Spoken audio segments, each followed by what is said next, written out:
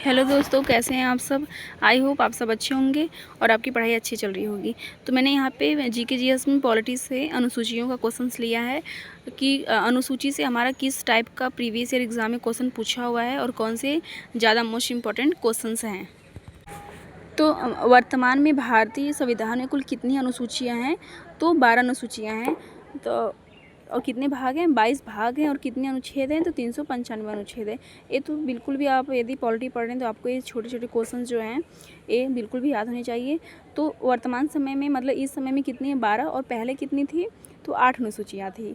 तो वर्तमान में भारतीय संविधान की कुल कितनी अनुसूचियाँ हैं? तो 12। अब हमारा दूसरा क्वेश्चन है कि संविधान सभा की प्रारूप समिति का प्रस्तुत संविधान में कितनी अनुसूचियाँ थी? तो वही मैंने पहले बताया था कि पहले हमारी कितनी अनुसूचियाँ थी? तो पहले हमारी 8 अनुसूचियाँ थी। तो किसके द्वारा? प्रारूप समिति द्वारा। तो इसका राइट आंसर क्या हो जाएगा? 8।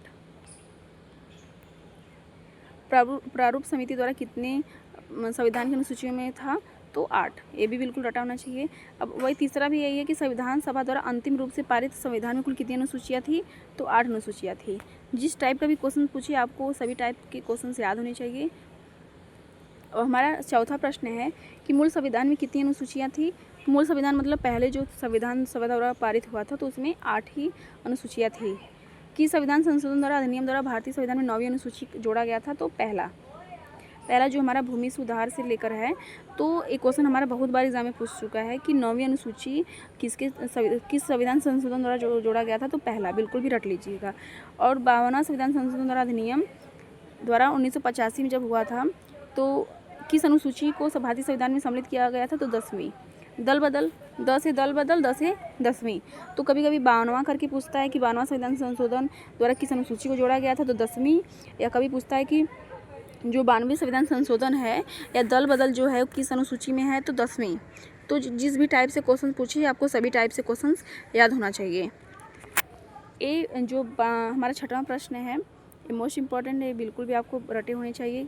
ये बहुत बार एग्जाम में पूछ चुका है, मेरे एग्जाम में खुद पूछ चुका है। मैंने जो भी 1-2 एग्ज़ाम दिया था और इंट्रेंस में जो भी बीए के इंट्रेंस में, एमए के इंट्रेंस में, तो ये 92वां संविधान संशोधन द्वारा जो 10वीं अनुसूची में जोड़ा गया है, जो कि दल बदल कानून से संबंधित है, ये एग्ज़ाम में हमारा जरूर पूछता है।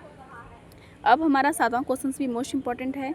73वें संविधान संशोधन द्वारा अधिनियम द्वारा भारतीय संविधान में कौन सी अनुसूची जोड़ी गई थी? तो 11वीं अनुसूची जोड़ी गई थी। और 73वें संविधान संशोधन किससे संबंधित है? पंचायती राज व्यवस्था से संबंधित है। और इसमें कितने विषय थे? तो इसमें 29 विषय थे।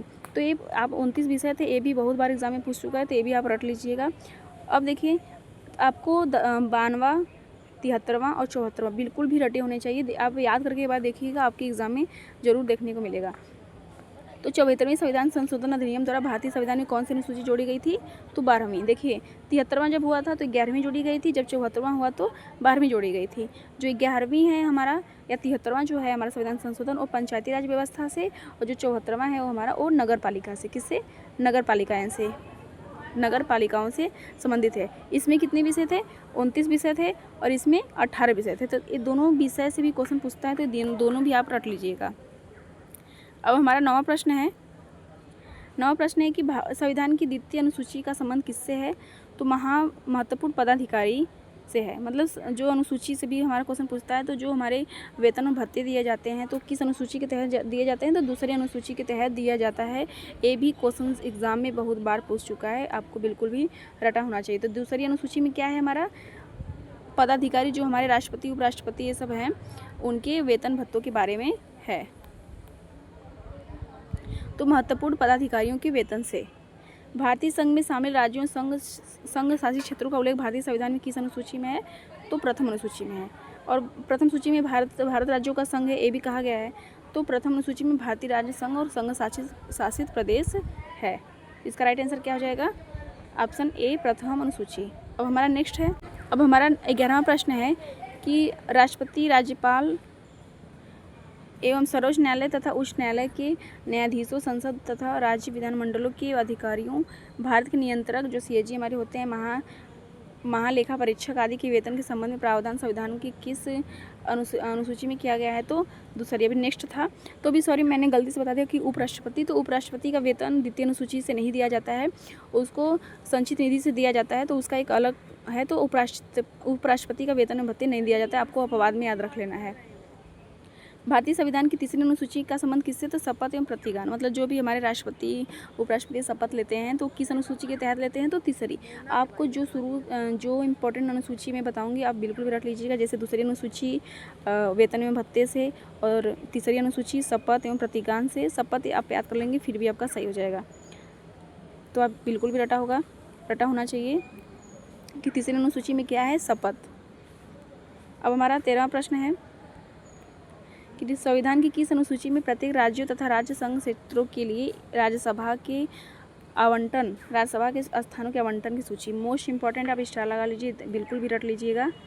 तो ये हमारा चौथे अनुसूची में राज्य तथा संघ राज्य क्षेत्रों के लिए राज्यसभा में जो सीटें होती हैं उसके आवंटन, मतलब उसकी सूची बांटने की सूची है, तो किसमें? चौथा। और हमारा 14वां प्रश्न है, निम्नलिखित में से किस संविधान के किस अनुच्छेद या अनुसूची का संबंध स्वशासी जिला परिषदों से है? तो छठवीं अनुसूची में हमारे जो पूर्वोत्तर जो हमारे राज्य हैं, जैसे असम, मेघालय, मणिपुर ये सब हमारे आते हैं, तो इनसे भी क्वेश्चन जरूर पूछता है। अब हमारा 14वां प्रश्न हो गया, तो इसका राइट आंसर क्या हो जाएगा? छठवीं अनुसूची। अब हमारा 15वां प्रश्न है कि भारतीय संविधान में 22 भाषाओं को राजभाषा का दर्जा दिया गया है, इस राजभाषाओं का उल्लेख किस अनुसूची में? तो 8वीं। ये तो आपको पता ही होगा कि जो हमारी 22 राज्यभाषा हैं, इस समय वर्तमान में 22 है, लेकिन पहले कितनी थी? 14। और फिर हमारी सिंधी भाषा को 21वां संविधान संशोधन द्वारा जोड़ा गया, उसके बाद 71वां जोड़ा गया, उसके बाद 92वें संविधान संशोधन द्वारा जोड़ा गया है, तो जिससे हमारी जो राजभाषा हैं वो हमारी कितनी राजभाषाएं हो गई हैं? 22। और किस अनुसूची में है? तो 8वीं अनुसूची में है। अब हमारा 16वां प्रश्न है कि भारतीय संविधान की 8वीं अनुसूची का संबंध किससे है? तो भाषाओं के साथ, बिल्कुल भी आपको याद होगा। और राज्य की सीटों का राज्यसभा की सीटों का आवंटन किस में था? तो चौथे में।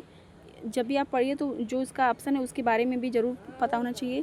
तो राज्यसभा की सीटों का आवंटन संघ, राज्य एवं समवर्ती सूची के साथ किस में है? तो 7वीं अनुसूची में। और भाषाओं के साथ तो 8वीं अनुसूची में। दल बदल के आधार पर अयोग्य घोषित करने का साथ तो 10वीं अनुसूची में, 10वीं अनुसूची में हुआ था, 92वें संविधान संशोधन 1985 में। अब हमारा 17वां प्रश्न है कि किस अधिनियम की संविधान की किस अनुसूची में सम्मिलित करने पर उसकी वैधता को किसी न्यायालय में चुनौती नहीं दी जा सकती है? मतलब किस अधिनियम को संविधान की किस अनुसूची में सम्मिलित करने पर उसकी वैधता को किसी न्यायालय में चुनौती नहीं दी जा सकती? तो 9वीं अनुसूची। ये भी मोस्ट इंपॉर्टेंट, बिल्कुल भी रख लीजिएगा। 18वां हमारा प्रश्न, किस राज्य के आरक्षण विधेयक को 9वीं अनुसूची में सम्मिलित किया गया था? तो तमिलनाडु। ये मोस्ट इंपॉर्टेंट प्रश्न है, आप बिल्कुल भी याद कर लीजिएगा। अब हमारा 19वां प्रश्न है कि हाल ही में आंध्र प्रदेश से अलग कर एक नया राज्य तेलंगाना का गठन हुआ था, इससे भारतीय संविधान की किस अनुसूची में परिवर्तन होता है? तो अनुसूची 1 में कहा गया है कि जो भी क्षेत्र का जो परिसीमन है उसका जो संघ राज्य है वह उसकी परिसीमन को बढ़ा भी सकता है, मतलब किसी राज्य के क्षेत्रफल को बढ़ा भी सकता है, घटा भी सकता है। तो किस अनुसूची में है? तो अनुसूची 1, बिल्कुल भी रटा होना चाहिए। अभी मैंने बताया था कि जो दल बदल कानून है, वह उसके आधार पर सदस्यों की योग्यता संबंधी विवरण का संविधान की किस अनुसूची में दिया गया था? 10वां। ये तो बिल्कुल भी आप रट लीजिएगा। अब हमारा है 21वां प्रश्न, भारतीय संविधान की 10वीं अनुसूची में। तो देखिए 10 है 10वीं, 10 है दल बदल, ऐसे आप रटेंगे तो आपको तुरंत वो क्वेश्चंस बिल्कुल भी याद हो जाएगा।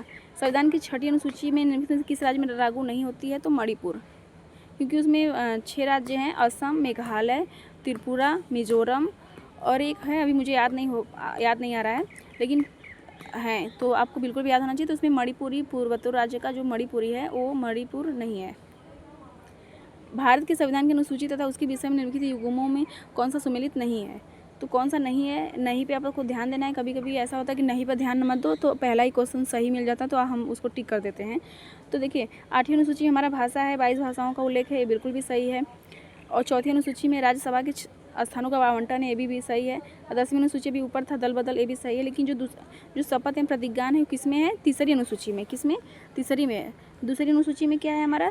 दूसरी अनुसूची में वेतन, पदाधिकारियों के वेतन एवं भत्ते हैं। अब हमारा 24वां प्रश्न है, भारतीय संविधान की किस अनुसूची में पंचायती राज व्यवस्था संस्थाओं का वर्णन है? तो 73वें संविधान संशोधन, जिसमें कि 11वीं अनुसूची को पंचायती राज संस्थाओं के द्वारा जोड़ा गया था। और इसमें कितने विषय हैं? तो 29 विषय हैं। ये भी आपको याद होना चाहिए। अब हम देखते हैं 25वां प्रश्न है हमारा, भारतीय संविधान की निम्नलिखित में से किस अनुसूचियों में कौन सी सूची राज्य के नाम सूची तथा राज्य क्षेत्रों का ब्यौरा देती है? तो पहली सूची। राज्यों के नामों की सूची कि कौन कौन से राज्य हैं, तो पहली सूची द्वारा ही दिया जाता है।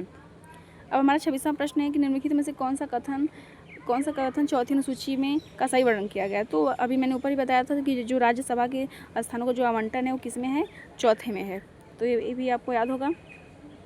देख रहे हैं एक ही क्वेश्चन को कैसे घुमा फिरा कर पूछा है, तो आपको सभी टाइप से क्वेश्चंस बिल्कुल भी याद होना चाहिए। भारतीय संविधान की छठी जो अनुसूची है, छठी अनुसूची में किस राज्य को लागू होता है? तो त्रिपुरा। अभी आपने ऊपर देखा था कि उसमें मणिपुर था, तो उसमें सम्मिलित नहीं था। और इसमें पूछ रहा है कौन सा है? तो त्रिपुरा, मिजोरम और असम 5 राज्य हैं हमारे। मैं उसको अलग से बता दूंगी आपको, मुझे अभी एक नहीं याद आ रहा है, तो मैं ज़रूर बता दूंगी आपको। वो भी पूर्वोत्तर राज्य ही शामिल है। अब हमारा 28वां प्रश्न है, यदि भारत संघ को एक नए राज्य का सृजन करना है तो संविधान के निम्नलिखित में से अनुसूचियों में अवश्य संशोधन करना चाहिए। तो पहली, अभी मैंने ऊपर बताया था कि नए राज्यों का निर्माण करना है या उसके क्षेत्रों को बढ़ाना है या घटाना है, वो किसके द्वारा होगा? पहला अनुसूची के द्वारा ही होगा। अब हमारा 29वां प्रश्न है कि कौन सा संविधान के चौथी अनुसूची को सही वर्णित करता है? तो अभी मैंने बताया था कि राज्यों के परिषद में सीटों का आवंटन, राज्यसभा के परिषद में राज्यसभा के क्षेत्रों में जो सीटों का आवंटन करना है या बंटवारा करना है उससे संबंधित है कौन सा? चतुर्थ अनुसूची या चौथा अनुसूची। अब हमारा 30वां प्रश्न है कि भारतीय संविधान की किस अनुसूची में विभिन्न राज्यों के अनुसूची क्षेत्रों प्रशासन व नियंत्रण के बारे में है? तो ये आप बिल्कुल भी रट लीजिएगा, 5वीं अनुसूची। ये क्वेश्चन भी एग्जाम में पूछा है। और निम्नलिखित में से कौन सी नई जोड़ी गई अनुसूची नहीं है? तो 8वीं, क्योंकि देखिए 9वीं में हमारा भूमि सुधार ये भी जोड़ा गया था, और ऑप्शन में शायद 11वीं 12वीं है, तो ये भी 11वां भी हमारे पंचायती राज संस्थाओं से जोड़ा गया था, और 12वां हमारा नगर पालिकाओं से। तो जो 8वीं अनुसूची नई जोड़ी गई नहीं है। अब हमारा 37वां प्रश्न है कि प्रशासनिक उपबंध को अनुसूची से मिलाना है। तो देखिए असम, मेघालय, त्रिपुरा, जो मिजोरम के जनजाति क्षेत्र हैं वो किस में हैं? तो 6वीं अनुसूची में। और जो अखिल भारतीय सेवाएं हैं वो 7वीं अनुसूची में। और भारत का नियंत्रक एवं महालेखा जो परीक्षक है वो 2री अनुसूची में। उनका जो वेतन पदाधिकारी को वेतन भत्ता होता है किसमें? भारत का नियंत्रक एवं महालेखा परीक्षक का 2री अनुसूची के तहत होता है। अनुसूचित क्षेत्र तथा जो अनुसूचित है उसमें मैंने 5वां बताया था कि जो ये बिल्कुल भी रट लीजिएगा, इसमें का सारा इंपॉर्टेंट है, तो आप बिल्कुल भी रट लीजिएगा। तो ये रहे आपके 37 मोस्ट इंपॉर्टेंट क्वेश्चंस जो हमारे अनुसूचियों से घुमा फिरा के ऐसे टाइप का क्वेश्चंस बना होता है। इसमें आपका ऐसा एक भी क्वेश्चंस नहीं है जो एग्जाम में ना पूछा हो, तो आप सभी को याद कर लीजिएगा।